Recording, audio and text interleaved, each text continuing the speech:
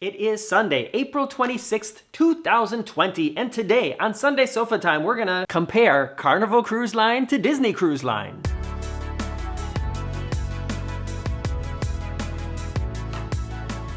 Welcome back, happy Sunday. It's the end of April 2020, and it's allergy season here in northern Germany, and my eyes are itching. I woke up this morning and I was like, ugh. Today I am going to compare to you the cruises that I did this year on the Carnival Sunrise and the Disney Dream, two very similar itineraries, and I'm gonna go through the boarding and leaving the ship, the cabin, the shows, the service, the spa, the attractions, and the food. There's two things on this list that I think are gonna surprise a lot of you, and I'm gonna get to that in just a second, but you guys, please, you can do me a favor and help me out with a couple things. I've mentioned it in the last few videos, but I've started a second channel called Guten Morgen, and you can't find it searching for Guten Morgen on YouTube. I don't have the vanity URL yet, it's too new. So please follow one of the links in the description below, or I think if you search for spicy chipotle margarita, it might show up. You'll see my smiling face and a tasty drink.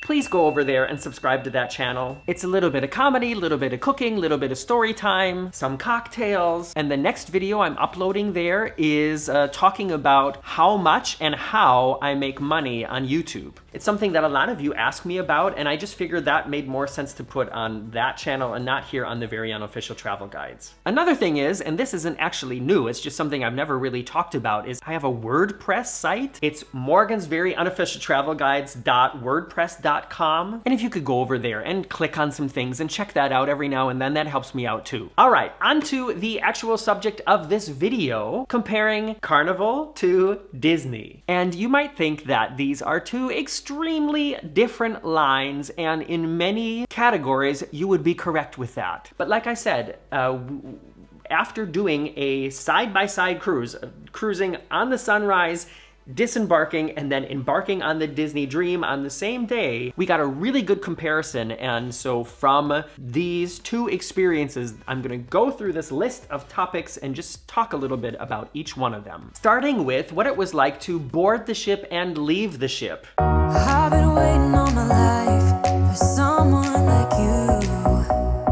We boarded the Carnival Sunrise in Fort Lauderdale, and I have to say, the area around the port in Fort Lauderdale, it's not really pretty. And when we got out of our Uber, did we take a taxi? We were like in the lower level of a parking garage, and there's concrete and dividers put up all over. Really not glamorous whatsoever. Once we got into the terminal, things, although it was crowded, things went pretty quickly, and I had a really friendly dude check me in. You know who you are. And for some reason, even though I double and triple checked before I left to the port that everything was set up correctly, something wasn't right, and I had to be taken out of the normal line and set to a different line before I could get my key card. And actually, the woman who then finally was able to print it for me said that she didn't understand why it didn't work in the normal line either, so that was weird. Disney was a completely different experience. We boarded the Disney Dream in Port Canaveral, which is like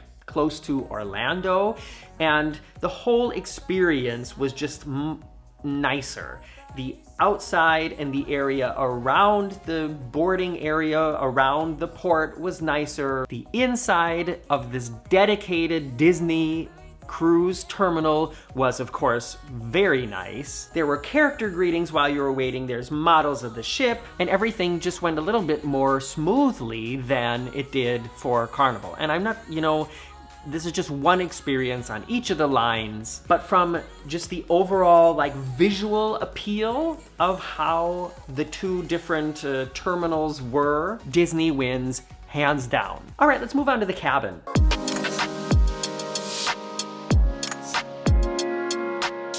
And I've made a dedicated video about this, about the cabins, comparing them side by side at times. If you want to see that, of course, it's linked in the description below, or maybe it will be suggested to you sometime as you're watching this. We had a balcony cabin on both ships, and we had like a standard balcony on Carnival, and then we had an aft balcony on Disney. An aft balcony is like at the very back of the ship, so it's not on the side, it's like looking backwards. And that is a slightly higher category, but I think only because the balcony itself is a little bit bigger and yeah, it's just like kind of special. But as far as the cabin size itself, I think the cabin size is the same size as like a standard balcony cabin on the Disney Dream. Both of these cabins were absolutely adequate, other than some like cosmetic housekeeping balcony problems on the Carnival Sunrise that actually in hindsight were kind of evident on the Disney Dream as well. Both of the cabins were definitely fine. Neither one of them was like decorated in a way that I thought, ooh, I would like to decorate my apartment like this. You know, like I'm trying to think, like on the Norwegian Getaway and the Norwegian Escape, those, oh, and also the MSC Meraviglia, those were cabins that I thought, okay, kind of like this vibe. Disney's had a lot of really cool details and very high quality furniture and, you know, like decorations and stuff like that. Carnival's was quite bright and very new because the ship just last year or a year and a half ago was completely renovated. And I don't really have like any beef with either of the cabins. They were both great, to tell you the truth. To be fair, the Disney Dream was bigger. It had more space, it had a split bathroom, which made things a little bit easier for getting ready. The Disney cabin had that cute teeny weeny little bathtub. And the Carnival Sunrise had no bathtub, which is absolutely not important to me when I'm on a cruise. And in both cabins, everything worked, everything was fine. So I think because of the quality of the furniture and because of the size, I'm gonna give the point here to the Disney Dream. Let's move on to the shows.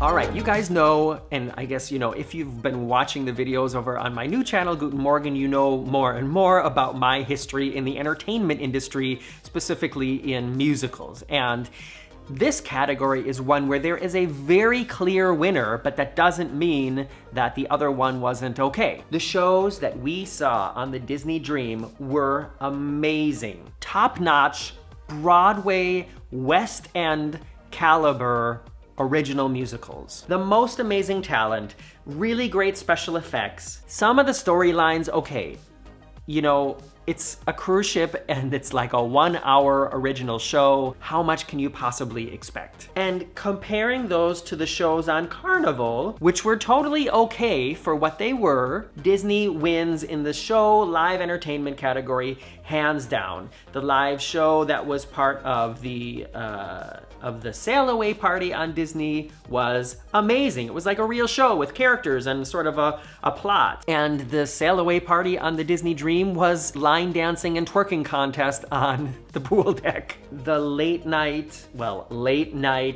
pirate show for Pirate Night, including the fireworks on the Disney Dream, was amazing. I also have a video about that in my library. And to go back to Carnival, they had like review style shows with like musical themes, and they were good. I would say not quite at the level that we've seen on NCL and on Royal Caribbean, and definitely way better than the musical review shows that we've seen on MSC. So when it comes to live shows, Disney also gets the point.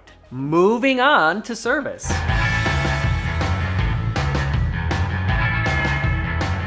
Service isn't something that I really talk about a lot. Like, as a general category, if something specific happens, I like to address that, like the video that I just posted on Friday here on the Very Unofficial Travel Guides, talking about a service issue we had and how Disney dealt with it. Spoiler alert, unbelievably well. But people ask me about it a lot in the comments, and so I thought I would like sort of talk about the service in general. And I have to say, from the people that I encountered that were working as like bartenders and wait staff and like front desk guest relations, part of me wants to say that I feel like I had a better experience on Disney, but I think it's only because we had more interactions with service personnel on the Disney Dream than we did on the Sunrise. But you know what? I do have one, you know, I want to say negative, but it's kind of lame to say it like that. There is one experience I had on the Carnival Sunrise that sticks out in my head as being sort of like subpar, and that was the first meal I got from the amazing Blue Iguana taco bar. The guy who made my taco salad was really not into what he was doing at the moment. He made no eye contact. He was not smiling. He didn't look at me as he plopped the stuff into my taco shell, but it's not like something that ruined my cruise. You know what I mean? And to flip it around, the guy who was working at the sandwich bar in the buffet every time I went there, he was super friendly and super interactive and actually kind of flirty, I think.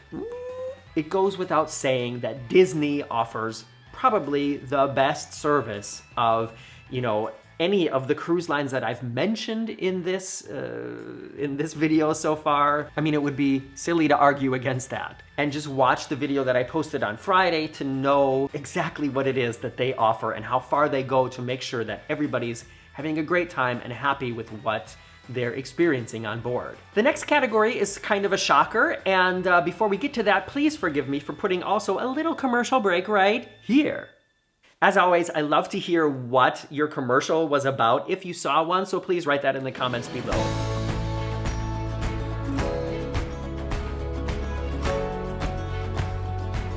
Okay, let's talk about the spa experience that we had on the Carnival Sunrise and the Disney Dream. And here's the shocker, it's the same company. I talked about this in the video I made about our massage on the Disney Dream.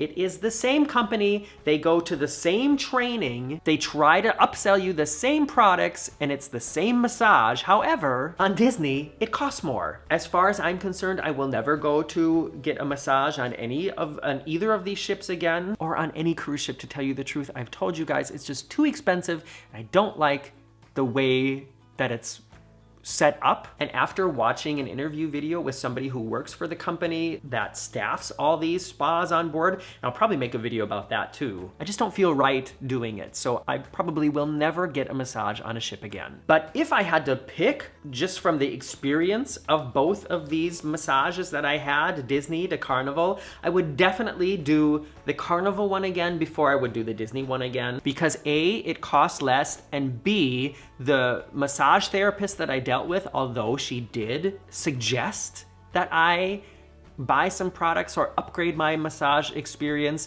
I still left feeling okay that I said no. Whereas at Disney, I felt like, okay, they're not gonna let me out of this room until I spend more money. And they made me feel totally awful when I just kept saying no. So as far as spa experiences goes, Carnival wins, hands down. Now I want to talk about the attractions, and what I mean is like the fun stuff on board and like special things that the cruise lines offer. It was summertime, the time of our lives.